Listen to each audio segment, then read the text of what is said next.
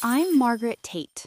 I'm 32 years old, and my birthday party was the night I realized my family was a lie.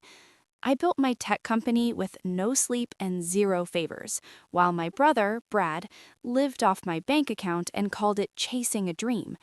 At the party in our new Austin backyard, he didn't just show up late, he showed up to destroy things. He smashed the glass statue my husband, Marlon, gave me and screamed that I thought I was better than everyone. My dad didn't scold him, he hugged him. My mom just watched. They all thought I would just take it like I always do. They were wrong. By 8:30 the next morning, I had deleted his future, and I didn't feel a bit of regret. He just needs to vent, Margaret, Dad said. He held Brad in a tight hug, while my brother smirked over his shoulder. I looked at the floor. The glass statue was in 100 pieces. My husky, Wren, stood near me. She didn't like the shouting. She paced back and forth, her claws clicking on the hard floor. She stayed close to my legs, watching Brad with her blue eyes. "He broke my gift, Dad," I said. My voice was flat. I wasn't going to cry. "It's just an object," Mom whispered. She was busy straightening the tablecloth near the ruined cake. "Family is what matters. Don't be cold." Marlon, my husband, moved toward me. He looked at my parents, then at the mess. He knew how much I had worked for this. He knew I had given Brad over $15,000 in the last few years. He looked like he wanted to say something, but he waited for my lead. "Wren, go to the kitchen," I commanded. The dog obeyed, but she stopped at the door to look back at me one last time. I didn't yell at Brad. I didn't demand an apology. I realized then that you can't talk to people who want to see you fail. I walked past my parents and went upstairs. I could hear them downstairs telling Brad it was okay and that I would get over it. I sat at my desk and opened my laptop. I looked at the bank app. I looked at the music contract I had helped Brad get through my business contacts. My hand was steady as I moved the mouse. I didn't turn on the lights in my office. The blue glow from the laptop screen was enough. Downstairs, I could hear the muffled sounds of my parents helping Brad into the guest room. They were probably making him tea, telling me I was just stressed from work. Wren pushed the door open with her nose. She didn't bark. She just walked over and sat on my feet, her heavy fur a warm weight against my skin. It was the only comfort in the house. I logged into the joint savings account I had set up for Brad's business expenses. There was $12,000 sitting there. It was money I had earned. It was money meant for his studio time and equipment, things he never actually bought. I clicked transfer. I moved every dollar back into my personal account. My finger didn't shake. I watched the balance hit 0. Next, I opened my email. I found the thread with the manager of the record label.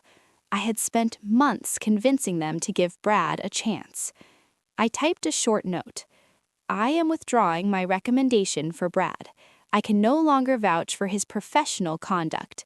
Please cancel the pending contract." I hit send. The room was silent. I felt a strange sense of relief. For years, I had carried him on my back like a heavy stone. I had just let the stone drop. Wren stood up and nudged my hand with her cold nose. She wanted to go out. I followed her downstairs. The house was quiet now. My parents and Brad were asleep in their rooms, thinking they had won. They thought tomorrow would be back to normal. I let Wren out into the dark backyard. She avoided the spot where the glass was broken. She sniffed the air, looking out into the trees.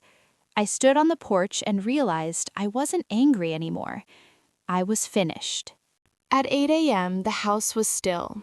I was in the kitchen making coffee. Wren sat by the back door, waiting for her morning walk. I heard footsteps on the stairs. Brad walked in, looking disheveled. He headed straight for the fridge. "Rough night," he muttered, not looking at me. "I need some cash for breakfast. The ATM declined me on the way home yesterday." I took a slow sip of my coffee. "It'll keep declining, Brad." He stopped, his hand on the fridge door. "What are you talking about?" "I moved the money back, all of it. The account is empty." He laughed, a short, nervous sound. "Funny, Margaret. Seriously, I have a meeting with the label at noon. I need to look decent." "You don't have a meeting," I said. "I emailed them. The contract is dead. They don't want to see you." The color drained from his face. He finally looked at me, and for the first time he saw that I wasn't joking. He slammed the fridge door shut. "You did what? You can't do that. That's my life." "No," I said, my voice steady. "That was my money and my reputation. You broke both of them last night." Wren stood up, sensing the tension. She walked between us and let out a low, warning huff. She didn't growl, but she blocked his path to me. "Mom! Dad!" Brad screamed, his voice cracking. I heard my parents' bedroom door open. They came down the stairs fast. "What's going on?" Dad asked, looking between us. "She ruined it." Brad pointed a finger at me. "She took the money. She canceled my deal." Mom looked at me, her face full of disappointment. "Margaret, tell me you didn't. He was finally getting his life together." "He was living off me, Mom. Not anymore." Dad stepped into the middle of the kitchen. "Margaret, put the money back, right now. You don't treat your brother like a stranger." "I'm treating him like an adult," I said. I set my coffee mug on the counter. "Adults pay their own way." Mom sat at the kitchen table and put her head in her hands. "We are a family, Margaret. We don't pull the rug out from under each other. Think of how hard this is for him." "How hard is it for me?" I asked. I pointed toward the backyard. "He destroyed my property in front of my friends and my husband. Where was your lecture about family then?" Dad didn't answer that. He turned to Brad. "Don't worry, we'll figure it out." He looked back at me, his eyes cold. "If you're going to be this selfish, maybe you shouldn't call us for a while." "Fine," I said. Brad looked at me with pure hate. "You think you're so smart. You're just a cold-hearted bitch. You'll regret this." Wren's ears went back. She stepped toward Brad and gave a single, loud bark. It echoed in the small kitchen. Brad jumped back, nearly tripping over a chair. "Control your dog," Mom snapped. "Wren is fine," I said. "She just knows when someone isn't welcome." I grabbed Wren's leash from the hook. I didn't want to be in this house anymore. I didn't want to breathe the same air as people who thought I was the villain for stopping my own robbery. "We're going for a walk, Wren," I said. As I walked out the front door, I heard Dad telling Brad he could borrow his credit card for the week. I didn't even flinch. I just kept walking. The walk didn't calm me down. I kept seeing the look on my dad's face, the way he rushed to protect the person who hurt me. Wren stayed led at my heel, her head up, matching my fast pace. We walked through our new Austin neighborhood, past houses with neat lawns and quiet porches.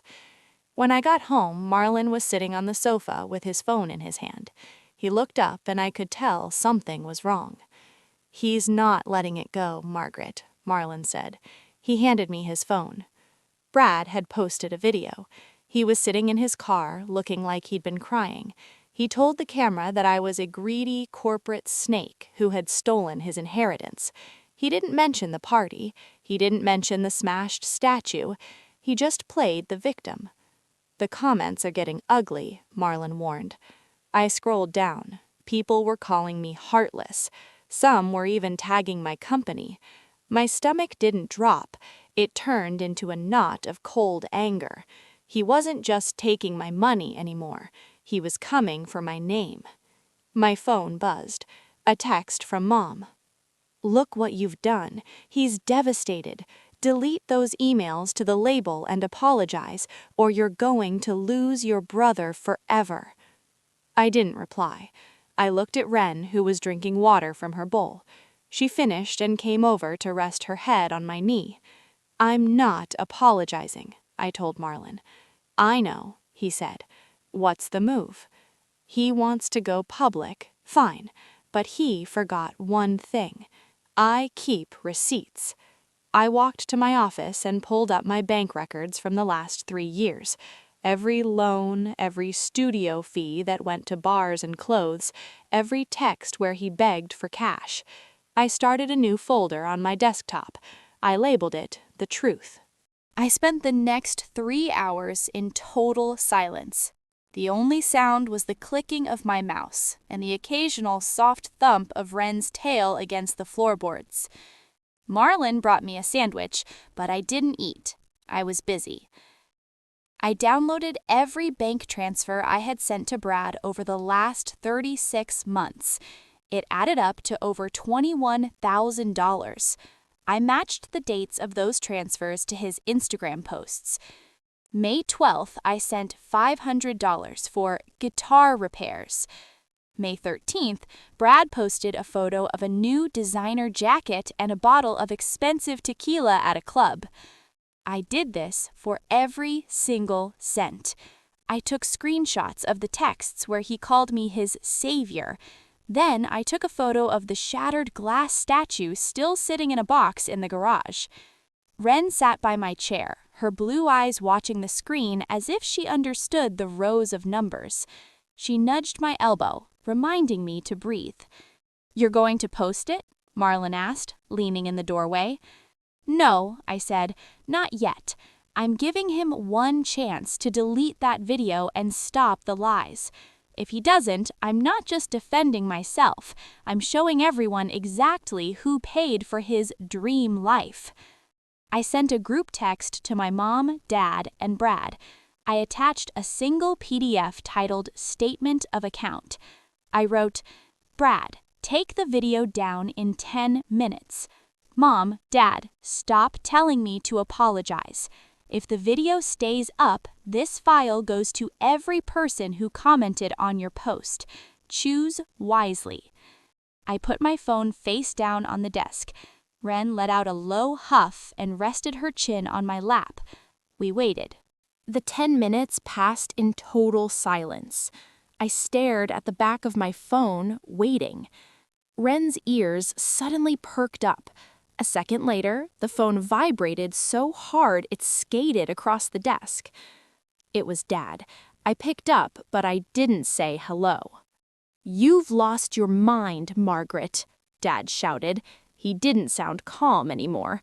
"You're blackmailing your own blood over money? We didn't raise you to be this cruel." "I'm not blackmailing him, Dad," I said. "I'm telling the truth. If the truth is cruel, then maybe he should have acted differently." "Your mother is in tears," he snapped.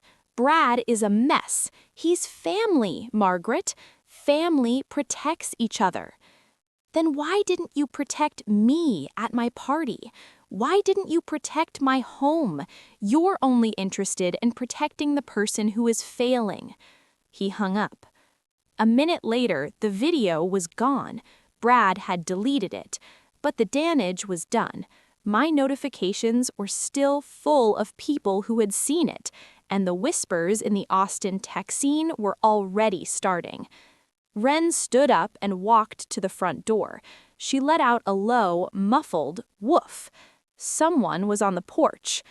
I looked at the security camera. It was Brad. He wasn't crying anymore. He looked furious. He started pounding on the door. "Open up, Margaret. You think you're so high and mighty? You're a snake." Marlon moved toward the door, but I stopped him. "Don't. Let him scream at the wood." Wren didn't back down this time. She went to the door and let out a deep, chest-shaking bark. It was the loudest I'd ever heard her. Brad stopped shouting for a second. The silence on the other side of the door felt heavy. Brad didn't leave. He kicked the bottom of the door, the wood thudding under the force. Wren was a blur of gray and white, her fur standing up along her spine.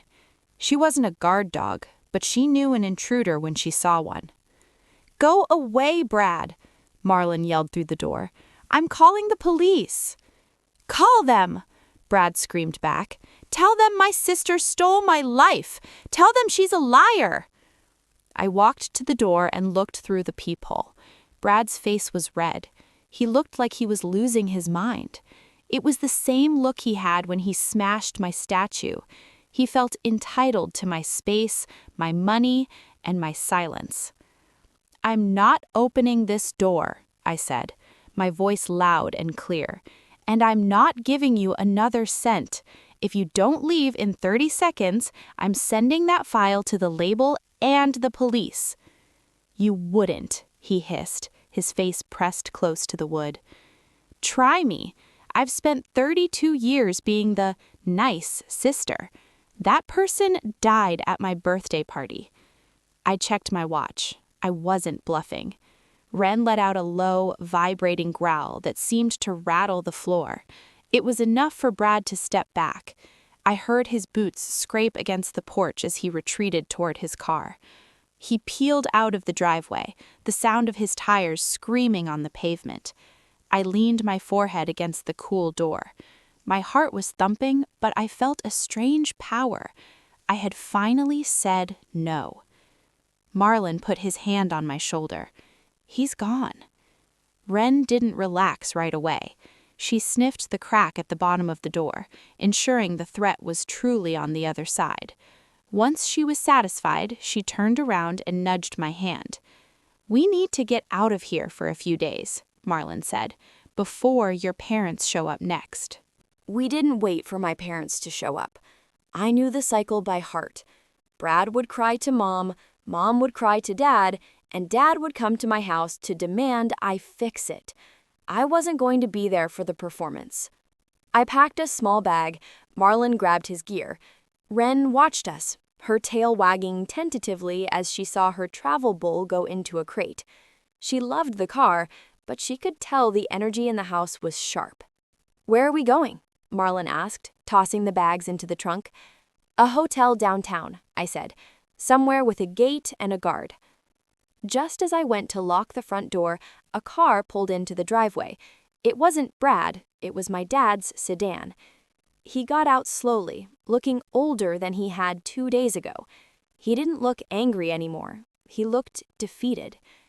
Margaret, he called out. Wait. I stood on the porch, my hand tight on Wren's leash. Wren sat down firmly beside me, her eyes locked on my dad. I'm leaving, Dad, I said. He's lost the apartment, Margaret, Dad said, stopping at the edge of the lawn. The landlord won't wait. He needs the $5,000 for the back rent, or he's on the street. Your mother is a wreck. He had the money, Dad. He spent it on gear he doesn't use and drinks for people who don't like him. Why is that my problem? Because you have it, Dad shouted, his frustration bubbling back up. You have so much and he has nothing. How can you stand there with your big house and watch your brother fail? I'm not watching him fail. I'm stopping myself from failing with him. If he's on the street, it's because he walked there himself. Don't follow us, Dad. I got into the car. Wren jumped into the back seat and let out a soft whine as we backed away. My dad stood in the driveway, a small figure in the rearview mirror, watching his responsible daughter finally drive away. The hotel room was high above the Austin streets. It was clean, modern, and most importantly, it was silent. No one could bang on this door. No one could walk in and demand I pay for their mistakes. Wren circled the carpeted floor before flopping down by the window. She watched the city lights, her ears twitching every time a horn honked far below. She seemed to enjoy the height, or maybe she just liked that I was finally sitting still. I blocked them, I said, staring at my phone. All of them. Marlon looked up. Your parents, too? Especially them. Every time they call, I feel like I'm 12 years old again, being told to share my toys with a kid who just breaks them. I felt a pang of guilt, but it was small, a dull ache compared to the sharp relief of being alone. I checked my email. The record label had replied. They thanked me for my honesty and confirmed they were moving on. Brad's big break was officially gone. "I heard from Dale," Marlon said softly. "He said Brad is telling everyone at the coffee shop that you're mentally unstable, and that's why you cut him off." I didn't even get angry. I just felt tired. Let him talk. Talk is free. My money isn't. I walked over to the window and sat on the floor next to Ren. I leaned my head against the glass. The city looked so small from up here. My startup, my house, my bank account, they were all things I had built with my own hands. My family treated my life like a resource they were entitled to mine, but the mine was closed. Ren licked my hand, her tongue rough and warm. She didn't care about the money or the drama. She just knew I was there. "Tomorrow," I said to the dark room, "we start looking for a new house, somewhere they can't find." Searching for a new house felt like planning a mission. I didn't want a mansion or a place to show off. I wanted a fortress. Marlon and I spent the day looking at properties on the outskirts of Austin, hidden behind thick cedar trees and long gravel driveways. Ren came with us to every viewing. At the third house, a modest place with a massive fenced yard, she didn't pace. She sniffed the perimeter and then sat down under a large oak tree, looking perfectly at home. "This is it," I said. We signed the papers fast. I didn't use our family lawyer. I didn't tell my assistant. I kept the paperwork in a digital vault. We started packing our old house in the middle of the night, loading boxes into a plain white truck. I stood in the kitchen of our old home one last time. The spot where Brad had smashed the statue was clean, but I could still see the ghost of the shards. The doorbell rang, a low chime that made my heart jump. I checked the camera. It was Mom. She was holding a Tupperware container, looking small and tired. I didn't open the door. I didn't even speak through the intercom. I watched her on the screen. She waited for 10 minutes, then left the food on the porch and walked back to her car. Part of me wanted to run out and hug her, but I knew what would happen. She would ask for money. She would ask me to forgive Brad. She would ask me to be the bigger person until there was nothing left of me. "Margaret, the truck is ready," Marlon called from the hallway. "Coming," I said. I whistled for Ren. She jumped into the cab of the truck, taking her spot in the middle seat. I locked the front door, left the keys for the real estate agent, and walked away. I didn't look back at the food on the porch. I didn't look back at the life where I was a safety net. I was just a woman with a truck and a destination. The new house felt like a deep breath. It was tucked away in a quiet part of the suburbs, surrounded by tall trees that blocked the view of the road. There were no glass statues here, just solid wood furniture and the sound of the wind in the branches. 6 months had passed. My startup was stronger than ever, because I finally had the mental space to lead it. I wasn't distracted by late-night crisis calls or the drain of a brother who didn't want to grow up. I was sitting on the back porch with Marlon and my friend Jane. We were watching Ren sprint across the yard, her gray tail waving like a flag as she chased a squirrel. "So," Jane said, sipping her tea, "any word from them?" "None," I said, and that's how I need it to stay. I sent one last letter through my lawyer. It stated that any further harassment would result in a restraining order. It sounds cold, but it was the only way they'd listen. "You did the right thing, Margaret," Jane said firmly. "Look at you. You're actually sleeping now. You don't look like you're waiting for a bomb to go off." Marlon reached over and squeezed my hand. "We're going to Hawaii next week," he reminded me. "Just the two of us. No phones, no work, no drama." I smiled. It was a real smile, one that reached my eyes. For the first time in my life, I wasn't responsible for anyone else's happiness but my own. Ren came trotting back to the porch, panting happily. She flopped down between my chair and Marlon's, resting her head on my feet. She was the one who had seen me through the worst of it, the one who stayed when the people who were supposed to love me chose to enable a lie. I looked out at the sunset. I had lost a brother and a relationship with my parents, but I had gained my life back. I wasn't a bank. I wasn't a scapegoat. I was Margaret Tate. And for the first time, that was enough.